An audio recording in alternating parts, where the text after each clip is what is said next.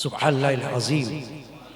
حاضرین کرام، آج کے جمعۃ المبارک میں جمادی الاول کا پہلا جمعہ ہے۔ قرآن مجید کے 14ویں پارے سورۃ الحجر کی آیت نمبر 9 کی تلاوت کا شرف اس فقیر گناہگار نے حاصل کیا ہے۔ آج کے جمعہ المبارک کے بیان کا موضوع ہے کہ رشک دو افراد پر کیا جا سکتا ہے۔ رشک دو افراد کے لیے ہے۔ قرآن مجید میں اللہ نے فرمایا اِنَّا نَحْنُ نَزَّلْنَا الذِّكْرَ وَإِنَّا لَهُ لَحَافِظُونَ۔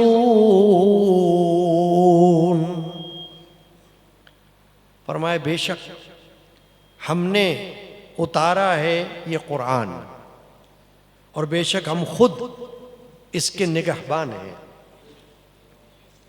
اِنَّا نَحْنُ نَزَّلْنَا الذِّكْرَ، ذکر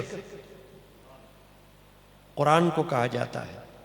خود اللہ نے فرمایا قرآن کا یہ نام الذکر اللہ کا رکھا ہوا ہے، تو ہم قرآن کو قرآن بھی کہتے ہیں اور قرآن کو ذکر بھی کہتے ہیں، اور خود قرآن کی تلاوت بھی ذکر اللہ ہے۔ اللہ کے اذکار میں سے ایک ذکر تلاوت قرآن ہے۔ اللہ نے اس قرآن مجید فرقان حمید کے بارے میں ارشاد فرمایا اِنَّا نَحْنُ نَزَّلْنَا الذِّكْرَ، ہم نے بے شک ہم نے اتارا ہے یہ قرآن، یعنی یہ قرآن اللہ کا کلام ہے۔ قرآن مخلوق نہیں ہے، اللہ کا کلام ہے، کلام مقدس ہے، اور ایسا کلام ہے کہ دنیا کے کسی بندے کا کلام اس سے مشابہ نہیں ہے۔ حدیث کے الفاظ بھی اگر ہم پڑھتے ہیں تو قرآنی الفاظ سے الگ معلوم ہوتے ہیں۔ کفار اور مشرکین کا ایک کہنا، اعتراض جو بالکل لغو اعتراض تھا، وہ یہ تھا کہ یہ اللہ کا کلام نہیں ہے، یہ محمد صلی اللہ علیہ وسلم کا اپنا بنایا ہوا کلام ہے، اپنی کہی ہوئی بات ہے۔ وہ یہ کہا کرتے تھے۔ باری تعالی جل شانہ نے جگہ جگہ قرآن مجید میں چیلنج دے دیا۔ سورۃ البقرہ میں بھی یہ چیلنج دیا ہے۔ کیا؟ کہ اگر تمہیں کچھ شک ہو اس قرآن مقدس میں جو ہم نے نازل کیا اتارا، تو پھر تم اپنا پورا زور لگاؤ اور اس کی جیسی کوئی ایک صورت اور نہیں تو ایک آیت ہی بنا کر لے آؤ۔ نہیں لا سکیں گے، اور انشاءاللہ قیامت تک کبھی کوئی ایسا نہیں کر سکے گا، کیونکہ قرآن قرآن ہے۔ قرآن کی مثل دنیا بھر میں کوئی کتاب نہیں۔ یہ اعزاز مسلمانوں کو حاصل ہے۔ حالانکہ بہت سی قومیں اپنی کتابوں کا دعویٰ کرتی ہیں۔ انجیل والے انجیل کو مانتے ہیں، اور تورات والے تورات اور زبور کو مانتے ہیں، اور وہ کتابیں اپنی اصل حالت میں نازل ہوئی تھیں۔ انجیل بھی نازل ہوئی، تورات بھی نازل ہوئی، زبور بھی نازل ہوئی، تو جو اصل حالت میں نازل ہوئی تو ہمارا اس پر ایمان ہے اور ہمیشہ رہے گا۔ لیکن آج نہ تورات اپنی اصل شکل میں ہے، نہ زبور اپنی اصل شکل میں ہے، نہ انجیل اپنی اصل شکل میں ہے، سب میں تحریف ہے، ترمیم ہے۔ کمی بیشی ہے، کوئی کتاب سوائے قرآن مجید کے اپنی اصل حالت میں موجود نہیں ہے۔ یہ اعزاز، یہ فخر صرف قرآن پاک کو حاصل ہے، اور قرآن مسلمانوں کی، اہل ایمان کی مقدس کتاب ہے۔ ہمیں اس پر اللہ کا بڑا شکر ادا کرنا چاہیے کہ ہمارے پاس رہنمائی کے لیے مشعل راہ کے طور پر وہ کتاب ہے کہ جس کی حفاظت کا ذمہ خود اللہ نے لیا ہوا ہے۔ یہ آیت شریفہ آپ سن رہے ہیں، اِنَّا نَحْنُ نَزَّلْنَا الذِّكْرَ، بے شک ہم نے ہی قرآن کو اتارا، وَإِنَّا لَهُ لَحَافِظُونَ، اور بے شک ہم خود اس کے نگہبان ہیں، اس کے محافظ ہم ہیں، اللہ فرماتا ہے۔ یعنی اگرچہ کوئی لاکھ ناپاک اور ناکام کوشش کرے قرآن کو مٹانے کی، قرآن کو جلانے کی، قرآن کو چھپانے کی، قرآن میں تحریف کرنے کی، کمی بیشی کرنے کی، نہیں کر سکے گا۔ اللہ نے اس کی حفاظت اپنے ذمہ لی ہوئی ہے۔ چنانچہ اللہ تعالیٰ اس کی حفاظت فرما رہا ہے۔ ایک حرف کی بھی کمی بیشی قرآن مجید میں ہونا ممکن نہیں ہے۔ سورت تو بڑی بات ہے، آیت تو بڑی بات ہے، زیر زبر کی بھی کمی بیشی نہیں ہو سکتی۔ بے شمار تعداد میں قرآن پاک شائع کیے جاتے ہیں، لیکن سب ایک جیسے ہوتے ہیں۔ چھپائی اس کی الگ ہو سکتی ہے، کاغذ اس کا الگ ہو سکتا ہے، خوبصورتی الگ الگ ہو سکتی ہے، مگر عبارت ایک ہی ہے، الفاظ ایک ہی ہیں، کوئی اس میں فرق نہیں ہو سکتا۔ یہ اللہ کی حفاظت کا وعدہ ہے، اور اللہ اپنے وعدے کو پورا فرما رہا ہے۔ دنیا میں آپ دیکھ لیں، قرآن مجید کی توہین، قرآن مجید کے خلاف سازشیں یہ چلی آ رہی ہیں، عہد رسالت سے چل رہی ہیں، نئی نہیں ہیں۔ دور رسالت سے اسلام اور قرآن اور پیغمبر اسلام، ان کے خلاف سازشیں ہو رہی ہیں اور ہوتی رہیں گی۔ مقابلہ ہے، تقابل ہے، حق کا اور باطل کا، حق و باطل کا مقابلہ ہے، وہ جاری ہے۔ انشاءاللہ فتح حق کی ہوگی۔ تو قرآن آپ دیکھ لیجئے، جگہ جگہ پڑھا جاتا ہے اور سنا جاتا ہے، اور صرف پڑھا ہی نہیں جاتا، صرف سنا ہی نہیں جاتا، قرآن سینوں میں محفوظ کیا جاتا ہے۔ کوئی اور کتاب کو یہ شرف حاصل نہیں۔ نہ انجیل کے حافظ ملیں گے، نہ تورات کے، نہ زبور کے۔ بہت سی اقوام، بہت سی قومیں دعویٰ کرتی کہ ہم کتاب والے ہیں۔ ہندو بھی کہتے ہیں ہماری کتابیں ہیں، وید وغیرہ مختلف کتابیں۔ پارسی بھی کہتے ہیں ہماری کتاب ہے۔ تو کہنے کو تو سب کہہ سکتے ہیں ہماری کتاب ہے، لیکن کوئی ایک کتاب بھی ایسی نہیں ہے جو قرآن کے مقابل ہو۔ کوئی چاہے تو لے لے ان کی کتاب اور دیکھ لے، اندازہ لگا لے، معلوم ہو جائے گا کہ قرآن قرآن ہے۔ قرآن کی شان کا کوئی مقابلہ نہیں ہے۔ اللہ تبارک و تعالیٰ نے اس کو ہر طریقے سے عزت، شرف اور حفاظت عطا فرمائی ہوئی ہے۔ بشر کا کلام ایسا نہیں ہو سکتا۔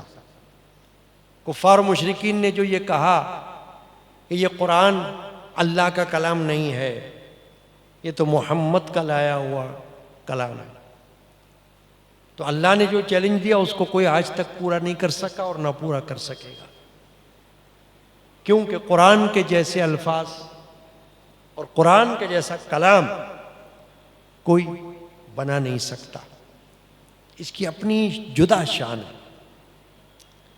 چنانچہ قرآن مجید کو جو شان اللہ نے عطا فرمائی ہے کہ یہ دنیا میں سب سے زیادہ تلاوت کی جانے والی، پڑھی جانے والی کتاب ہے، بچہ بچہ پڑھتا ہے، مرد اور عورتیں پڑھتے ہیں،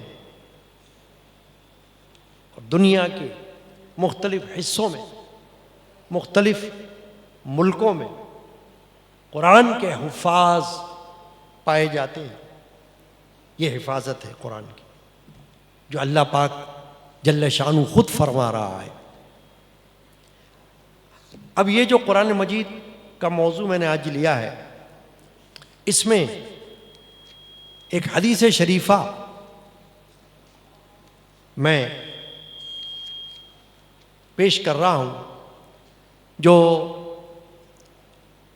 حدیث کی افضل کتاب صحیح بخاری شریف اور اس کے بعد جو کتاب ہے صحیح مسلم شریف، ان دونوں میں یہ حدیث پاک موجود ہے۔ حضرت ابن عمر رضی اللہ تعالی عنہ ان سے روایت کی گئی ہے یہ حدیث۔ قال رسول اللہ صلی اللہ علیہ وسلم، رسول اللہ صلی اللہ علیہ وسلم نے یہ فرمایا، لا حسد الا علی اثنین رجل آتاہ اللہ القرآن، فرمایا صرف دو افراد پر رشک ہے،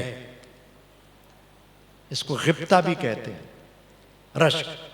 ایک ہوتا ہے حسد، حدیث میں لفظ ہے حسد، لا حسد، لیکن اس سے مراد ہے رشک، کیونکہ حسد منفی ہوتی ہے اور غبطہ مثبت ہوتا ہے۔ رشک، حسد کی گنجائش نہیں دین اسلام میں، حسد ممنوع ہے۔ حسد کیا ہے کہ اللہ تعالیٰ نے اگر کسی کو کوئی نعمت عطا فرمائی تو دوسرا اس کو دیکھ کر برا مانے، اس سے جلے اور یہ چاہے کہ یہ نعمت اس سے زائل ہو جائے، ضائع ہو جائے، یہ حسد ہے۔ ابلیس نے حسد کیا تھا حضرت آدم علیہ نبینا پر، کہ جب اللہ تعالیٰ نے حضرت آدم علیہ السلام کو سجدہ کرنے کا حکم دیا کہ فرشتے سجدہ کریں، تو شیطان نے نہیں کیا، ابلیس نے نہیں کیا، سارے فرشتوں نے کیا۔ شیطان جنات میں سے ہے، رہتا تھا فرشتوں کے ساتھ، مگر حسد آڑے آ گئی، سجدہ نہیں کیا، اللہ نے اس کو نکال دیا باہر۔ وہ سجدہ تعظیمی کا حکم تھا، تعظیمی سجدہ، وہ حسد تھا۔ لیکن اس حدیث پاک میں اللہ کے رسول صلی اللہ علیہ وسلم نے یہ فرمایا کہ صرف دو افراد ایسے ہیں جن پر رشک جائز ہے۔ لفظ تو حسد ہے مگر اس سے مراد ہے رشک۔ اور رشک کیا ہوتا ہے؟ رشک یہ ہوتا ہے کہ اگر اللہ تعالیٰ کسی کو کوئی اچھی بات، اچھی نعمت عطا فرمائے تو دوسرا شخص دیکھ کر یہ دعا کرے کہ یا اللہ ایسی ہی نعمت تو مجھ کو بھی عطا فرما دے، یہ جائز ہے۔ اور صحابہ کرام نے ایسا رشک بہت سے مواقع پر کیا ہے۔ کوئی ایک بات اگر حضور نے فرمائی کہ یہ پورا کرنے والا اللہ کا دوست ہوگا تو صحابہ کی خواہش ہوئی کہ کاش یہ خصوصیت ہمیں مل جائے، ان کی یہ تمنا ہو۔ تو یہ تمنا مذموم نہیں ہے، یہ محمود ہے۔ حسد مذموم ہے اور رشک محمود ہے، اچھا ہے۔ غبطہ اس کو کہتے ہیں۔ سرکار دو عالم مغفر بنی آدم صلی اللہ تعالی علیہ وآلہ وسلم نے یہ ارشاد فرمایا حدیث پاک میں، کیونکہ موضوع چل رہا ہے قرآن، اور عنوان یہ ہے کہ دو افراد پر رشک جائز ہے، دو افراد پر رشک کیا جا سکتا ہے، وہ خود اللہ کے رسول فرما رہے ہیں ایک وہ رجل آتاہ اللہ القرآن فہو یقوم بہ آناء اللیل و آناء النہار، کہ ایک وہ شخص جس کو اللہ نے قرآن عطا فرمایا اور وہ دن رات اس کو پڑھتا رہتا ہو، جسے اللہ نے قرآن کا شوق دیا، وہ مسلمان، اب وہ چاہے مرد ہو یا عورت ہو، اس پہ کوئی قید نہیں لگائی گئی۔ قرآن اللہ کی مقدس کتاب، اللہ فرما رہا ہے کہ جس کو اللہ تعالیٰ نے یہ شوق دے دیا، اب قرآن پڑھنے میں پیسہ تو کوئی لگتا نہیں، مسجدوں میں قرآن پڑھے ہوتے ہیں، مدارس میں قرآن ہوتے ہیں، گھروں میں قرآن ہوتے ہیں، تو قرآن کس لیے ہوتے ہیں؟ اس لیے نہیں کہ مٹی دھول ان پر لگتی رہے بس، اور خالی یہ عقیدہ ہو کہ بھائی برکت ہو رہی ہے نا، تو برکت تو ہے اپنی جگہ، قرآن مجید کی برکت، اس کا انکار نہیں ہے، مگر قرآن مجید نازل ہوا ہے پڑھنے کے لیے اور سمجھنے کے لیے اور عمل کرنے کے لیے۔ قرآن مجید کا علم حاصل کیا جائے، اس کو پڑھا جائے اور اس کو سمجھا جائے اور اس پر عمل کیا جائے۔ اب ہر شخص یہ سمجھتا ہے کہ ہم تو قرآن پڑھتے ہیں اور ہم خود قرآن سمجھ لیں گے، ایسا نہیں، ہر شخص نہیں سمجھ سکتا۔ قرآن، حدیث میں آتا ہے کہ قرآن کا ایک ظاہر ہے ایک باطن ہے۔ ظاہر تو وہ ہے جو الفاظ آپ کو نظر آ رہے ہوں گے اور آپ نے پڑھ لیے، باطن اس کا ایک راز ہے، راز، اس کو سمجھنے کے لیے کسی صاحب راز کے پاس بیٹھنا ہوگا، کسی قرآن کو سمجھنے والے کے پاس بیٹھنا ہوگا، جو قرآن کی معرفت رکھتا ہو، عرفان رکھتا ہو، اس سے قرآن کو سمجھنا ہوگا۔ خالی الفاظ پڑھ لینا یہ الگ بات ہے، ترجمہ پڑھ لینا یہ الگ مسئلہ ہے، مگر قرآن کو سمجھنا، قرآن کا مفہوم، قرآن کی منشا کیا ہے، اس کو سمجھنا، یہ الگ مسئلہ ہے۔ اس کے لیے آپ کو ضرورت ہے کہ آپ کسی عالم کی صحبت میں بیٹھیں، کسی اللہ والے کی صحبت میں بیٹھیں جو قرآن کو سمجھتا ہو، قرآن کو جانتا ہو، قرآن کا علم رکھتا ہو، اس سے سیکھیں۔ تو کیا فرما رہے ہیں اللہ کے رسول صلی اللہ علیہ وسلم؟ رجل، وہ شخص، آتا اللہ القرآن، جس کو اللہ نے قرآن دیا، فہو یقوم بہ آناء اللیل و آناء النہار، جو رات اور دن کو قرآن مجید پڑھتا ہے، یعنی دن کو بھی تلاوت کرتا ہے اور ہو سکے تو رات کو بھی تلاوت کرتا ہے۔ مثلا رات کی نماز پڑھتا ہے، فرض کرے جسے اللہ تعالیٰ ہمت عطا فرمائے وہ تہجد پڑھتا ہو، تہجد کی نفل ادا کرتا ہو، رات کو اٹھ کر سونے کے بعد آنکھ کھلے اور تہجد پڑھے، تو تہجد کے بعد بھی اگر قرآن مجید پڑھے گا تو بہت برکت کی بات ہے، تلاوت ہوتی ہے۔ وہ وقت ایسا ہوتا ہے کہ فرشتوں کا نزول ہو رہا ہوتا ہے، اور فرشتوں کا نزول تو ویسے بھی قرآن مجید کے تلاوت پر ثابت ہے، حدیث پاک سے ثابت ہے۔ اور ایک حدیث موجود ہے، حضرت اسید بن حضیر صحابی ہے جلیل القدر، حضرت عمر بن خطاب کے دور میں ان کے انتقال ہوا، اور حضرت عمر بن خطاب نے آپ کی نماز جنازہ پڑھائی اور آپ کے جنازے کو کاندھا بھی دیا۔ اسید بن حضیر یہ فرماتے ہیں کہ وہ رات کو سورہ بقرہ پڑھ رہے تھے، قرآن مجید کی سب سے بڑی لمبی سورت ہے سورہ بقرہ، وہ تلاوت کر رہے تھے۔ فرماتے ہیں میرا گھوڑا، ان کا گھوڑا ان کے پاس بدھا ہوا تھا کہ یکایک گھوڑا کودنے لگا، اچھلنے لگا گھوڑا، وہ خاموش ہو گئے۔ تو گھوڑا بھی رک گیا، اچھلنا بند ہو گیا۔ انہوں نے پھر پڑھنا شروع کیا، پھر گھوڑا اچھلنے لگا، پھر رک گئے، گھوڑا رک گیا۔ انہوں نے پھر پڑھنا شروع کیا، حدیث کے الفاظ، پھر گھوڑا اچھلنے لگ گیا۔ انہوں نے قرأت بند کی، تلاوت بند کی قرآن کی۔ ان کا بیٹا جس کا نام تھا یحییٰ، یحییٰ ایک پیغمبر بھی گزرے ہیں، یحییٰ علیہ السلام، تو ان کے بیٹے کا نام تھا یحییٰ۔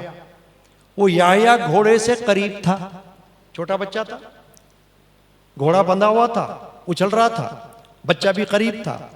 تو آپ کو ڈر ہوا کہ کہیں ایسا نہ ہو کہ گھوڑا بچے کو کہیں لات وات مار دے اور بچہ اس کے قریب کہیں پہنچ جائے۔ انہوں نے یحییٰ کو ہٹایا، بچے کو اپنے ہٹا کر آسمان کی طرف نظر کی تو کیا دیکھا کہ ایک شامیانہ جیسے ہوتا ہے، ایسے آسمان پر گول ایک شامیانہ سا ہے جس پہ چراغ سے جل رہے ہیں، جگمگا رہا ہے، شامیانہ جگمگا رہا ہے۔ جب صبح ہوئی تو رسول اللہ صلی اللہ علیہ وسلم کی خدمت میں گئے اسید بن حضیر، اور جا کر ان سے یہ عرض کیا کہ یا رسول اللہ، رات کو یہ واقعہ پیش آیا میرے ساتھ کہ میں نے دیکھا کہ آسمان پر ایک شامیانہ سا ہے، چراغ سے جل رہے ہیں، جگمگ ہو رہا ہے آسمان، روشنی پھیل رہی ہے، یہ مسئلہ تھا۔ تو میں باہر آ گیا تو حضور نے فرمایا جانتے وہ کیا تھا اسید؟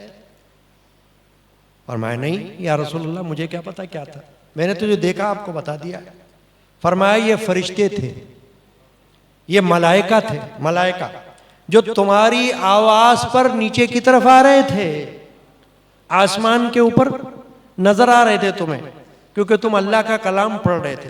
اگر تم پڑھتے رہتے، حضور فرما رہے حدیث پاک میں، اگر تم جاری رکھتے تلاوت تو فرشتے اسی طرح صبح کر دیتے یہاں تک کہ لوگ ان کو دیکھ لیتے، یعنی دوسرے بھی ان کو دیکھ لیتے کہ یہ چراغ جل رہے ہیں، اور وہ فرشتے تھے۔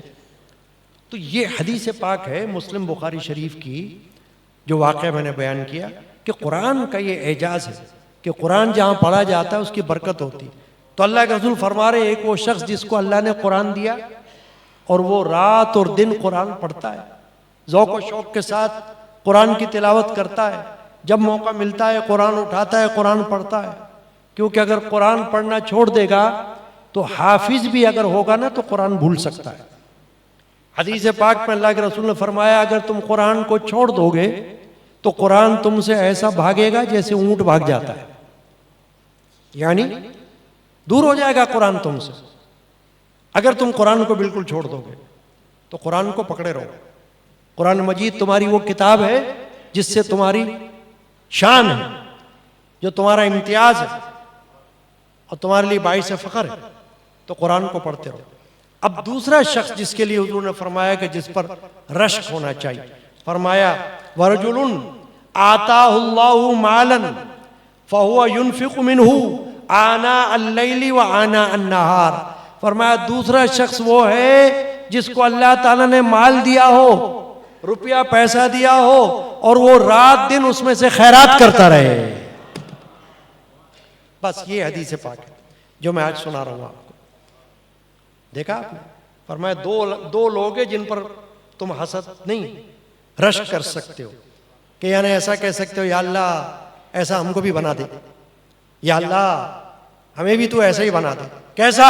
فرمایا ایک وہ جو رات دن قرآن پڑھتا رہے، قرآن پڑھنے کی تعلیم اس کے پاس ہے، قرآن پڑھنا جانتا ہے، پڑھتا رہے۔